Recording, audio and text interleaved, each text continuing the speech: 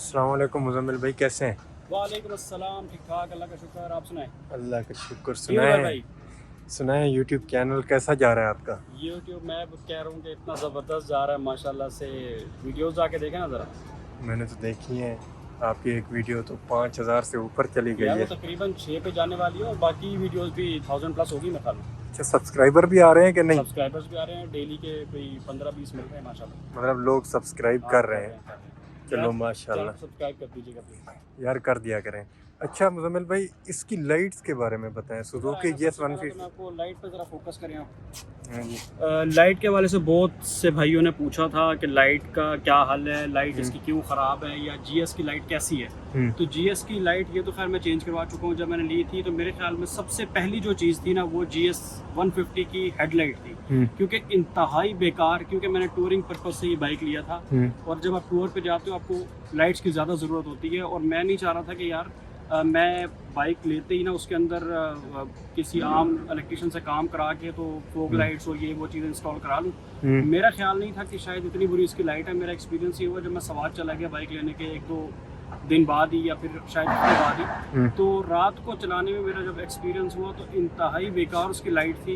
इतना मोटा उन्होंने बल्ब लगाया हुआ है, अंदर क्रोम उनका बेकार है जो लाइट को थ्रो प्रॉपर नहीं करा रहा। इतना बड़ा लाइट है, वो बल्ब है बेतुका सा, ठीक है। उसमें जब आप उसको हाई पे करते हो ना, फिर थोड़ी सी मुनासिब हो जाती है कि यार चलो आपको थोड़ी बहुत कोई गुजारा चल रहा होता है, अच्छी नहीं होती, मुनासिब हो जाती है। तो इसीलिए जब मैं आया टूर से वापस तो फ़ौरन आते ही मैंने जो ये लाइट है ना, ये मैंने ऑर्डर की थी। और ये चाइनीज़ है, ठीक है। और ये मैंने ऑर्डर की थी अली एक्सप्रेस से। उस टाइम पे पाकिस्तान में ये इतनी आम नहीं थी और मिलती नहीं थी।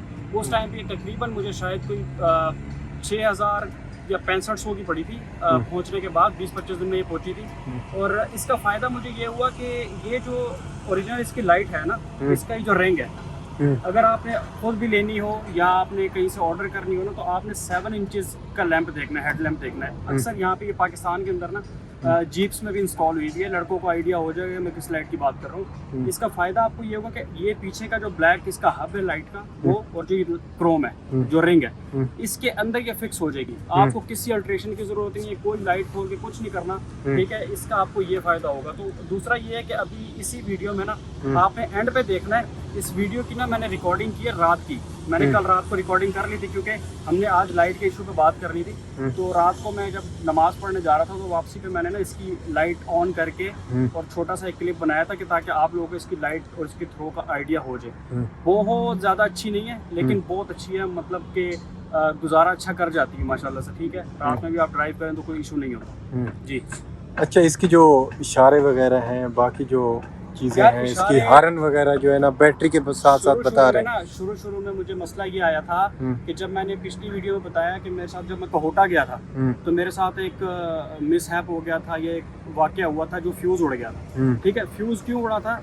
इंडिकेटर की वायरिंग का इशू था। हालांकि कोई किसी इलेक्ट्रिशियन का उस पर हाथ नहीं लगा था, कुछ नहीं था, लेकिन जो इंडिकेटर था ना, इसका कोई इशू था जिसकी वजह से मेरे फ्यूज उड़े जा रहे थे बार बार, ठीक है। जब मतलब आप इंडिकेटर देते थे तब? इंडिकेटर देता था बारिश में। अच्छा, बारिश में, ये याद रखें कि बारिश में हुआ था, वैसे आम दिनों में नहीं हुआ क्योंकि हमें बारिश में मसला हुआ था। तो वो बारिश में कहीं पानी उसमें चला गया था, ग्रिप में, या कहीं जो भी उसका सेटअप होता है, इतना मुझे डिटेल का नहीं पता।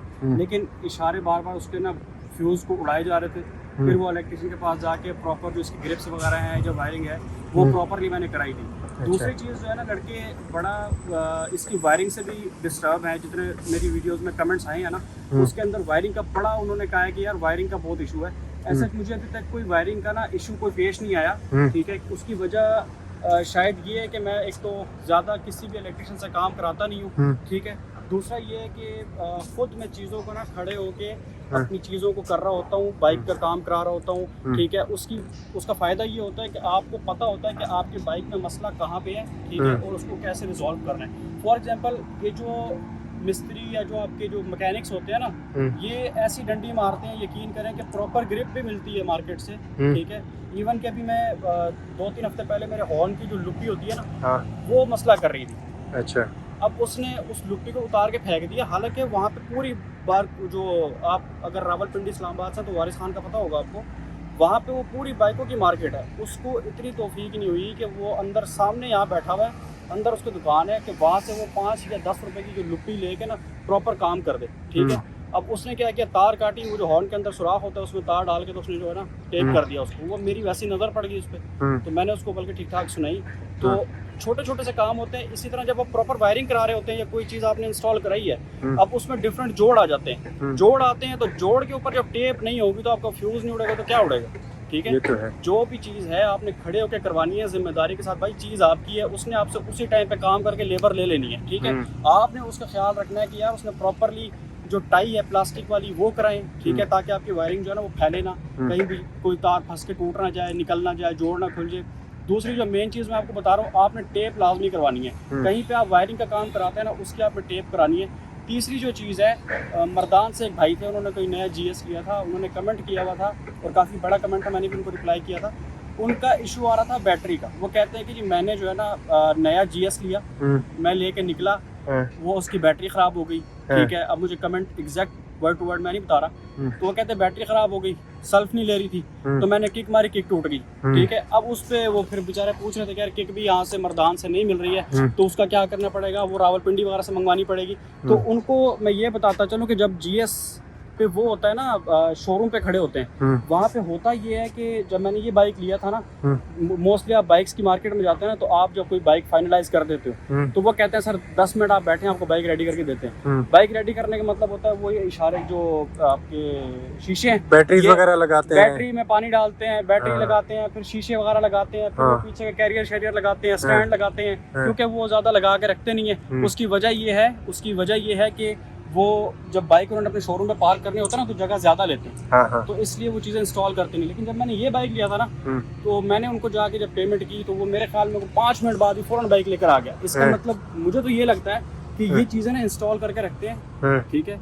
और दूसरा ये कि जो बैटरी है ना, बैटरी का इशू ये होता है कि वो खड़े खड़े मेरे ख्याल में, क्योंकि काफ़ी अर्से से पता नहीं कराची से बन के आते हैं, कहाँ से आते हैं, वो खड़े खड़े बैटरी उसकी बिल्कुल डाउन हो गई होती है।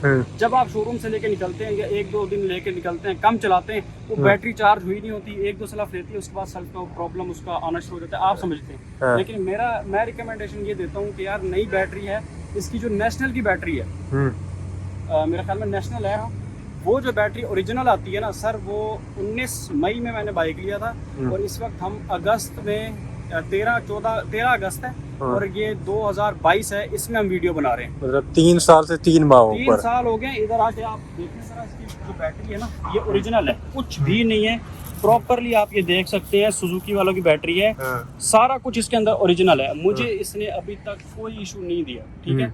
उसकी वजह मैं पहले बता चुका हूँ कि या तो आप इसको प्रॉपर चार्ज कराएं, इसका एसिड वगैरह चेंज करवाएं, जो भी है।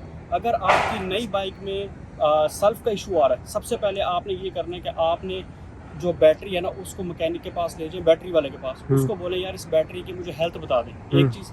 दूसरा ये कि उसको बोले कि यार इसको आधा पौना घंटा चार्ज पे लगा दें, ठीक है। उसके बाद आप अपनी बैटरी पे इसको जोड़ें और सेल्फ मार के देखिए, अगर उठा लेते हैं सेल्फ को ठीक है, अदरवाइज आप इसमें ड्राई बैटरी, रिकमेंड यही है कि ड्राई बैटरी रखें मेरा, क्योंकि अभी मुझे लगता है, क्योंकि मेरी बैटरी ना, मुझे सेल्फ का शायद थोड़ा सा इशू आ रहा है, लेकिन अभी मुझे ये नहीं पता कि 3 साल बाद मेरी बैटरी ख़राब हुई है या कि सेल्फ का इशू आया। उसकी वजह ये है कि जब मैं हेडलाइट ऑन करता हूँ ना, ये देखें, अब ये हेडलाइट आपको जलती हुई नज़र आ रही होगी, ठीक है। अब इसके अंदर अगर कोई इसका इशू हो तो फिर तो मेरा नहीं ख्याल कि बैटरी इसको ऑन करे, या हॉर्न वगैरह जो है ना वो प्रॉपरली बजा रही है, तो ये प्रॉपरली बजा रही है, और लेकिन सेल्फ में ना टिक टिक की आवाज़ आती है कभी कभी, ठीक है। तो इस वजह से मुझे लगता है कि यार या तो सेल्फ का इशू है या फिर मुझे जो है ना बैटरी चेंज करनी पड़ेगी।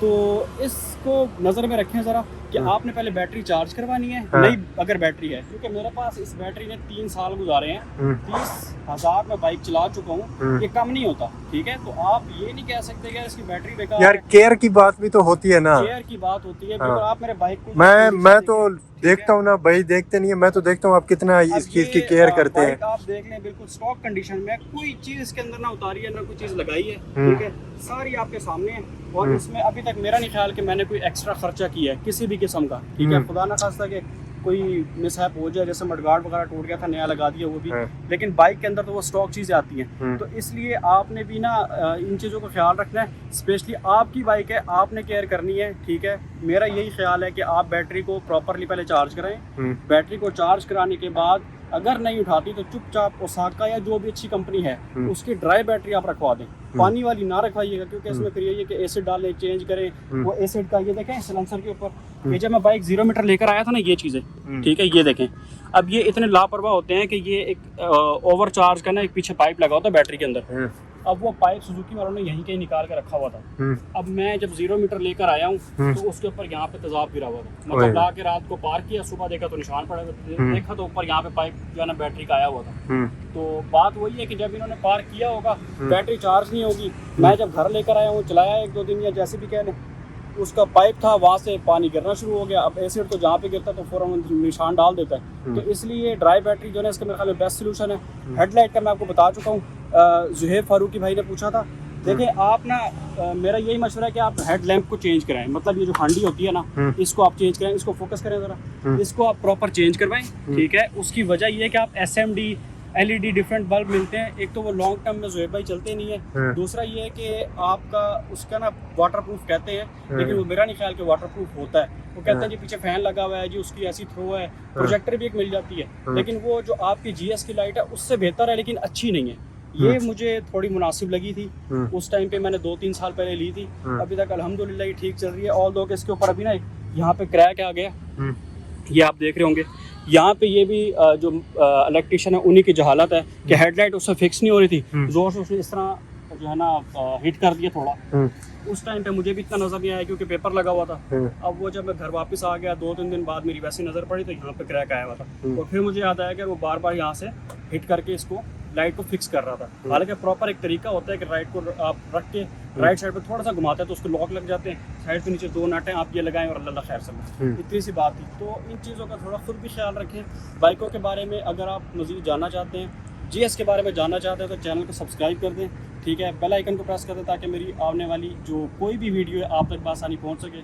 मुझे दीजिए इजाज़त, खुदा हाफ़िज़। बहुत बहुत शुक्रिया यार, वीडियो अच्छी लगी हो तो लाइक कीजिएगा, कमेंट कीजिएगा। एक और चीज़ तमाम बाइकर्स के लिए कह रहा हूँ कि मेरे भाई हेलमेट ज़रूर पहना करें, अच्छी क्वालिटी का पहने, पुलिस वाले से बचने के लिए नहीं, अपनी जान को बचाने के लिए, अपने घर वालों को ख्याल रख के ज़िम्मेदारी के साथ हेलमेट को पहने, उसको क्लिप लगाएं प्रॉपरली ताकि खुदा न खास्ता आप गिरते हैं तो आपके सर से हेलमेट उतर ना जाए।